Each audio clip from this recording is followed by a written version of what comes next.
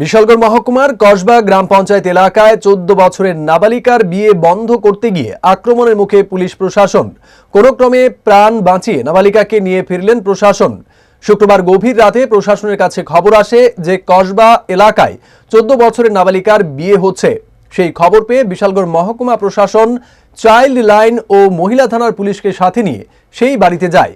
অভিযোগ, তারপরে কয়েকজন লাঠি নিয়ে প্রশাসনের উপর আক্রমণের চেষ্টা করে। পরে অবশ্য পুলিশের দাবরানি খেয়ে পালিয়ে যায় অভিযুক্তরা।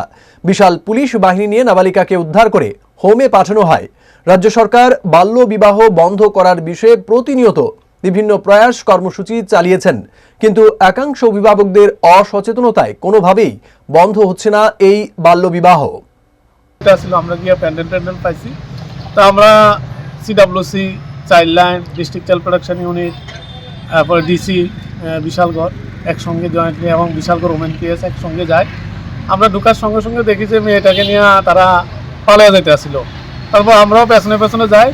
তার পেছনে আমরা মারার লেগা একজন লোক বাস নিয়ে গালিগালাজ করে প্রচণ্ডভাবে আমরা পেছনে ছুটার পরে আমরা মেয়েটারা আটকাই, ওই লোকটারও আটকাই, যদিও ওই লোকটা পালিয়ে জায়গা। তারপর তারা উদ্দেশ্য ছিল যে আমরা গেছিলাম যে আমরা কথাবার্তা করে বিয়েটা কি হইতেছে জানার জন্য, কিন্তু তারা এরকমভাবে সিনটা ক্রিয়েট করছে যে আমরা মারবো এরকম একটা পজিশন, বাস লিয়ে দৌড়াইতেছে, গালিগালাজ।